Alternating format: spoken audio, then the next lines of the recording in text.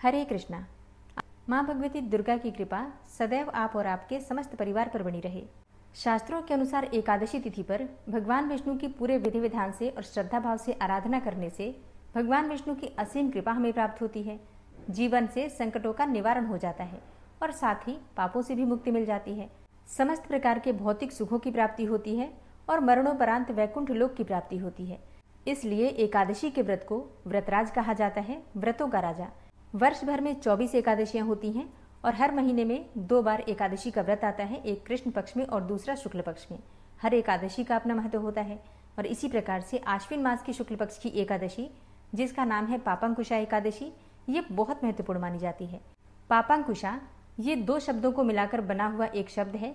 पाप यानी कि गलत, अनैतिक, धर्म विरुद्ध काम, और अंकुश यानी कि नियंत्रक शक्ति। तो पापांकुशा एकादशी का अर्थ होता है पापों पर अंकुश लगाने वाली एकादशी। और जो भक्त इस एकादशी का व्रत धारण करते हैं उनके कायिक, वाचिक, मानसिक समस्त प्रकार के पाप कर्म, चाहे इस जन्म के हों या फिर पूर्व जन्म के, समस्त प्रकार के संचित पाप कर्म समाप्त हो जाते हैं और इसीलिए इस एकादशी को पापांकुशा एकादशी कहते हैं। तो आज की वीडियो में आप जानेंगे कि आश्विन मास की शुक्ल पक्ष की एकादशी साल 2025 में कब है, एकादशी की तिथि कब प्रारंभ हो रही है, कब समाप्त हो रही है, व्रत हमें कब धारण करना है और पारण का यानी कि व्रत खोलने का शुभ मुहूर्त क्या है।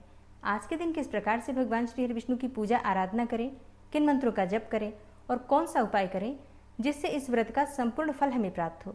और जिस भी कामना से हम व्रत धारण करते हैं या फिर बिना व्रत किए भी पूजा आराधना मात्र भी कर रहे हैं, हमारी वो कामना पूर्ण हो, इसके लिए आज विशेष क्या करें, ये संपूर्ण जानकारी आपको आज की वीडियो में शेयर करूंगी। तो बहुत महत्वपूर्ण है आज की वीडियो, पूरा ज़रूर देख लीजिए।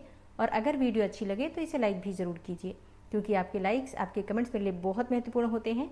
ये एकमात्र जरिया है जिनसे मुझे पता चलता है कि आपको ये वीडियो अच्छी लगती है और आपके लिए ये वीडियो उपयोगी है।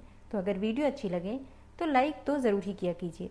बात करते हैं सबसे पहले कि एकादशी तिथि का प्रारंभ कब होगा और समापन कब होगा और व्रत हमें कब धारण करना है। तो देखिए, आश्विन मास की शुक्ल पक्ष की एकादशी तिथि प्रारंभ हो रही है 2 अक्टूबर को शाम को 7:10 पर और एकादशी तिथि का समापन हो रहा है 3 अक्टूबर 2025 को शाम को 6:32 पर। तो ऐसे में सूर्योदय कालीन एकादशी तिथि 3 अक्टूबर 2025 को हमें प्राप्त होगी। तो पापांकुशा एकादशी का व्रत 3 अक्टूबर 2025 शुक्रवार को रखा जाएगा। जो भक्त आध्यात्मिक उन्नति चाहते हैं, मानसिक शांति चाहते हैं और उनके जीवन का अंतिम लक्ष्य है मोक्ष की प्राप्ति, तो ऐसे भक्तों को ये व्रत अवश्य धारण करना चाहिए। मान लीजिए किसी कारणवश अगर आप ये व्रत नहीं भी कर पाते हैं तो भी आज के दिन विधि विधान से भगवान श्री विष्णु की आराधना कीजिए और तामसिक चीज़ों का त्याग कीजिए, जैसे कि चावल नहीं खाना है, मसूर की दाल, शाक, टमाटर, ये सभी चीज़ें आपको आज के दिन नहीं खानी है। अगर आप व्रत नहीं करते हैं तो इस बात का आपको ध्यान रखना है, ठीक है।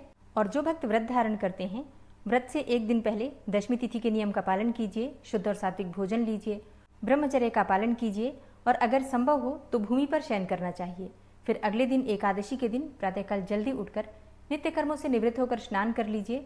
इसके बाद शुद्ध वस्त्र धारण करके सबसे पहले सूर्य देव को जल दीजिए और उसके बाद अपने घर के मंदिर में आकर भगवान श्री हरि विष्णु के विधि विधान से पूजा कीजिए।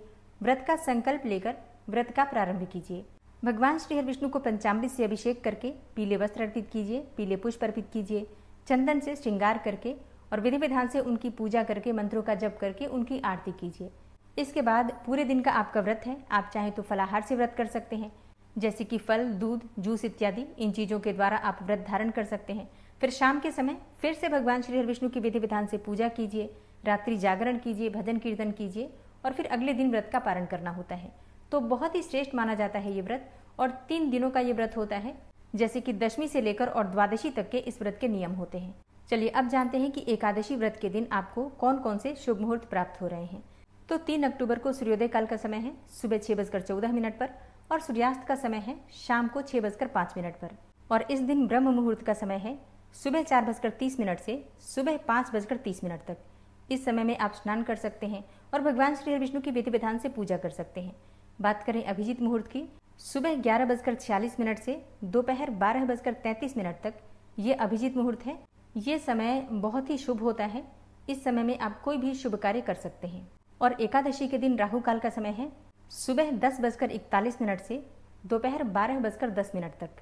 और राहु काल में कोई भी शुभ कार्य आपको प्रारंभ नहीं करना है, लेकिन अगर आप पहले से कर रहे हैं तो बिल्कुल कर सकते हैं, कोई दिक्कत नहीं है। और अब जानते हैं कि अगर आप एकादशी का व्रत कर रहे हैं तो आपके लिए पारण करने का शुभ मुहूर्त क्या है।